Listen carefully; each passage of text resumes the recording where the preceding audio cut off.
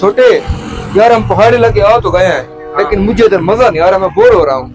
वो क्यों?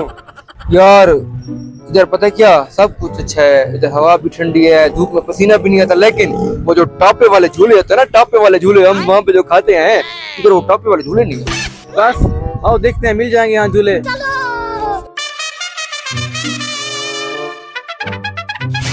मुझे तो छोड़ो भाई।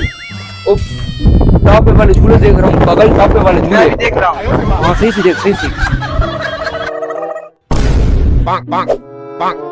टापे वाले झूले, टापे वाले।